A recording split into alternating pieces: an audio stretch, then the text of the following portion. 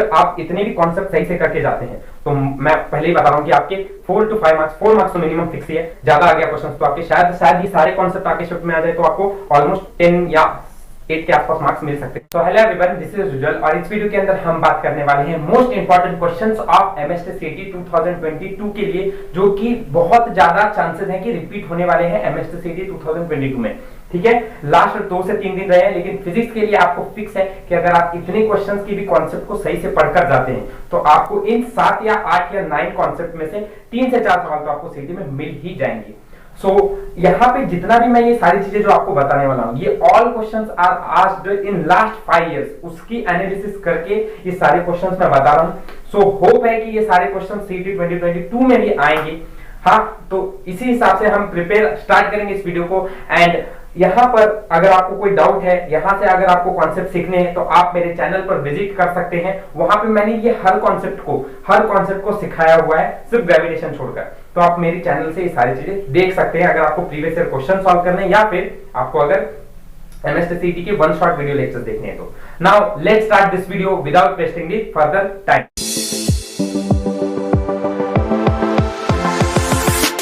सबसे पहले जो मोस्ट रिपीटिंग कॉन्सेप्ट है एमएसटी सीटी में जो आ रहा है, that is from first chapter KTV kinetic theory of gases and radiation. इधर से सवाल ज्यादा है, इसके ऊपर मैंने वीडियो पहले से बना के रखा हुआ है कि कौन सा कॉन्सेप्ट में क्या क्या क्वेश्चंस पूछे गए हैं। ठीक है, अभी 2 दिन पहले बनाया था, 13 मिनट का वीडियो है, आप उसको देख सकते हैं। बहुत अच्छी तरह से वो कॉन्सेप्ट में समझाया हूं, मेयर्स रिलेशन का and mono atomic, diatomic and poly atomic का। वहां पे क्या है कि यहाँ पे मोनो एटॉमिक की, डायटॉमिक की वैल्यूज आपको पता होनी चाहिए। क्वेश्चंस 10 सेकंड्स के अंदर सॉल्व हो जाते हैं एंड मेयर्स रिलेशन आपको पता होना चाहिए। तो इधर से बहुत चांसेस है कि क्वेश्चंस आएंगे ही आपको।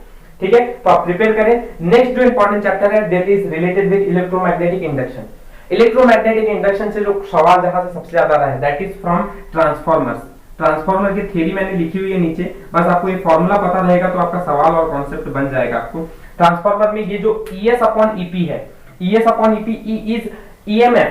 ठीक है, EMF यहाँ पे हम वोल्टेज से ही बताते हैं, लेकिन इस चैप्टर के अंदर हम EMF यूज करें उसके लिए। So EMF of secondary to EMF of primary will be equals to number of turns in secondary to number of turns in primary will be equal to current in primary upon current in secondary। तो बस इतना ध्यान में रखिए कि यहाँ पे ratio गलत नहीं होना चाहिए आपका। ठीक है, कि ES upon EP, NS upon NP ठीक है, लेकिन IP अपॉन IS है, मतलब क्या है कि इसका ऑपोजिट है। ये ट्रांसफार्मर का रिलेशन आपको पता होना चाहिए। सवाल कैसा आ रहा है सीटी में कि आपको ये दोनों के अंदर पूछ सकते हैं, ये वाली वैल्यू आपको देके रखेंगे, ये भी देके रखेंगे, ये भी देके रखेंगे और ये फाइंड करने को बोल देंगे। अदरवाइज यहां से ये भी पूछ सकते हैं कि ये वैल्यू दी रहेगी, ये फाइंड करने को बोल सकते हैं, या फिर वाइस वर्सा। बस ध्यान में रखना है कि रिलेशन कैसा है, IP upon IS is equal to NS upon NP है और इसके लिए भी ES अपॉन EP है। तो ऐसे सवाल आपको ट्रांसफार्मर में देखने को मिल रहे हैं, आप इसकी सही से प्रिपरेशन करें ऐसे टाइप के क्वेश्चंस की। Next, second, self inductance and mutual inductance. ये भी एक कॉन्सेप्ट है जहां से सवाल बहुत ज्यादा सीटी के अंदर आ ही रहा है हर साल। 2020 में, 2021 में बहुत सारे क्वेश्चंस देखने को मिले हैं इसके ऊपर। तो आप इन दोनों कॉन्सेप्ट को सही से EMI से करके जाए। देखिए, ट्रांसफार्मर और ये कॉन्सेप्ट जो है इतने हार्ड नहीं है। ठीक है, आप अगर सही से थोड़ा सा इन कॉन्सेप्ट्स को देखकर भी जाएंगे तो आपका क्वेश्चन सॉल्व करना आ जाएगा। आप प्रीवियस ईयर क्वेश्चन से 2-3 लगा लीजिए तो आपका कॉन्सेप्ट बहुत अच्छी तरह से बन जाएगा। ठीक है, आगे बढ़ते हैं। थर्ड चैप्टर जो बहुत इंपॉर्टेंट है that is superposition of waves. Superposition of waves से open pipe and closed pipe का सवाल सबसे ज्यादा जो है वो पूछा ही जाता है। आप अगर इस चैप्टर को कर रहे हैं तो इसको किए बिना आप आगे बढ़ ही नहीं सकते हैं। अगर आपको कोई पूछेगा फ्रीक्वेंसी ओपन पाइप की कितनी होती है, यानी इक्वल टू V बाय कितनी होती है, 2L होती है। एंड अगर कोई क्लोज्ड पाइप की फ्रीक्वेंसी पूछेगा तो यानी equal to V bye 4L होती है। अब ये डिपेंड करता है, इसके अंदर भी बहुत सारे कॉन्सेप्ट्स आ जाते हैं। तो अगर आपको ये जानना है तो आप अच्छी तरह से थ्योरी पे जाकर देख सकते हैं। ठीक है, इट्स ये आपकी चॉइस है कि क्या करना है आपको।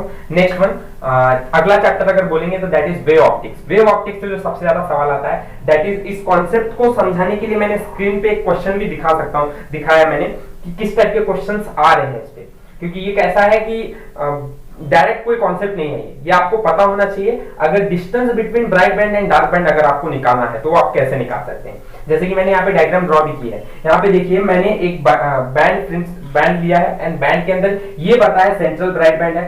सेंट्रल ब्राइट बैंड से ब्राइट बैंड जो है वो 4th नंबर पे है और डार्क बैंड जो है वो 3rd नंबर पे है, दोनों अपोजिट डायरेक्शन में है। तो अगर इनका डिस्टेंस आपको फाइंड करना है तो आप कैसे फाइंड कर सकते हैं। तो ऐसे टाइप के सवाल आपको सीटी के अंदर इधर से इस चैप्टर से बहुत ज्यादा देखने को मिल रहे हैं। सो उसको अच्छी तरह से प्रिपेयर करें। इसके लिए मैं बोलूंगा आप वन शॉट वीडियो लेक्चर देख सकते हैं। वन शॉट वीडियो लेक्चर में मैंने बहुत अच्छी तरह से थ्योरी समझाई है एंड प्रीवियस ईयर क्वेश्चंस अगर मैंने स्क्रीन पे जो क्वेश्चंस दिखा रहा हूं आपको, अगर उनको भी आप सही से सॉल्व करना अगर आपको आ जाता है सो आपको ये कॉन्सेप्ट आ रहा है और आपको ये क्वेश्चन सीटी में सॉल्व करना आ जाएगा।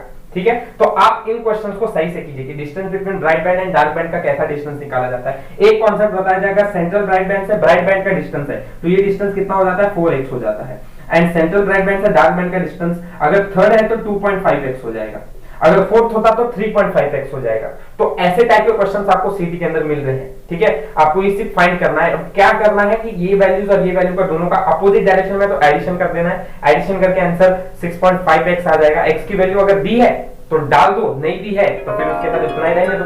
ठीक है, ये क्वेश्चंस आप करो, अभी बोर्ड पे है उसको भी सॉल्व करने की कोशिश करो। अगर आपको स्क्रीन पे सॉल्व करना आता है क्वेश्चन तो वेल एंड गुड। ठीक है, नेक्स्ट बढ़ेंगे अपने अगले चैप्टर पे, दैट इज ग्रेविटेशन। ग्रेविटेशन से सवाल है ना बहुत ही सिंपल आता है, आपको जनरल बस थोड़े फॉर्मूलाज रहने चाहिए पता एंड कॉन्सेप्ट पता होना चाहिए। जैसे सबसे इंपॉर्टेंट जो कॉन्सेप्ट है इसमें फॉर्मूला दैट इज gm/r², ये आप याद रखिए, यहाँ से भी सवाल आपको सॉल्व करने बनाने आ जाएंगे। पहले gravity eight depth d, gravity eight height h, twice radius कर दिया जाए तो ऐसे टाइप के सवाल बहुत आ रहे हैं। जैसे आप स्क्रीन पे क्वेश्चन देखिए देख सकते हैं, इसमें आपको पूछा क्या गया है, इसमें बार बार ये पूछ रहे कि अगर डेप्थ, अगर ये हमारा सरफेस ऑफ अर्थ है, सरफेस ऑफ अर्थ पे अगर ग्रेविटी g है तो अगर हम हाइट h तक चले जाते हैं यहाँ से सरफेस ऑफ अर्थ से तो आप बताओ कितनी ग्रेविटी हो गई।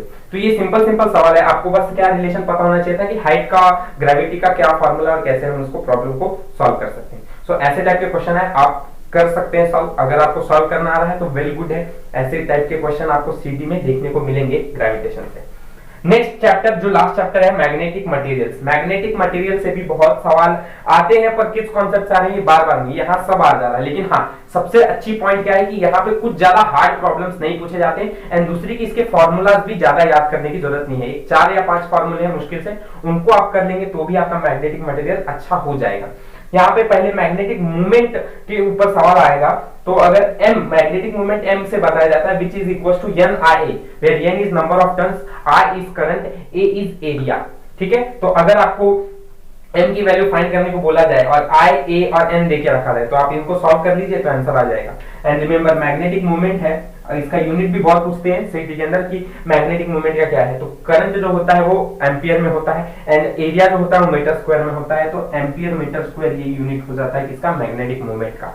तो ये सारे फैक्टर्स है, यूनिट भी आप इन चैप्टर्स के अच्छी तरह से प्रिपेयर करके जाए, ऑलमोस्ट सबके ही प्रिपेयर करके जाए क्योंकि सवाल यूनिट्स के हर चैप्टर में से कहीं से भी आ जाता है। मैग्नेटाइजेशन, मैग्नेटाइजेशन का भी सवाल आ रहा है कि mz is equals to mnet upon volume। mnet क्या है, mnet is magnetic moment, magnetic unit magnetic moment per unit volume को ही हम मैग्नेटाइजेशन कहते हैं। तो आप इसका भी फैक्टर याद करके समझकर अच्छी तरह से जाए। यहाँ पे क्या पूछ सकते हैं, इसका यूनिट क्या होता है, इसका यूनिट तो हमने ऊपर ही निकाला, एम्पियर मीटर स्क्वायर होता है, अपॉन वॉल्यूम का यूनिट होता है मीटर क्यूब। तो मीटर से 1 मीटर कैंसिल हो जाएगा तो एम्पियर पर मीटर ये यूनिट हो जाएगा मैग्नेटाइजेशन का। सो आप यूनिट्स भी ध्यान में रखें एंड इसके न्यूमेरिकल्स को फॉर्मूला याद रखें, सिंपल स्ट्रेट फॉरवर्ड फॉर्मूलाज आते हैं। ठीक है, नेक्स्ट वन हम बात करेंगे that is m is equals to chi into h where m is magnetic moment, h is magnetic intensity and chi is susceptibility। तो आपको ये फैक्टर फाइंड करने को बोल सकते हैं ये दोनों देकर, अदरवाइज और भी कुछ अलग अलग तरीके से पूछ सकते हैं आपको सवाल, बस आपको ये फॉर्मूला पता होना चाहिए। This is the relation between magnetic movement and magnetic intensity. ठीक है, अब आखिरी जो है वो है परमेबिलिटी। रिलेटिव परमेबिलिटी को फाइंड करने के लिए mu naught bracket 1 plus susceptibility ये फॉर्मूला लगाया जाता है। बहुत बार आपको ये वैल्यूज देके रखते हैं, ये देके रखते हैं और ये फाइंड करने को बोलते हैं।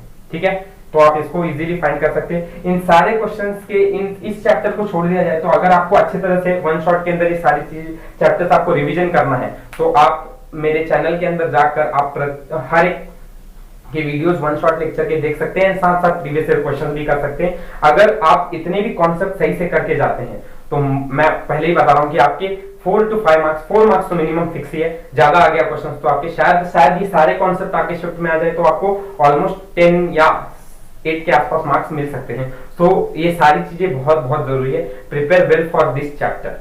ठीक है, thank you for watching my videos, all the best for your exam.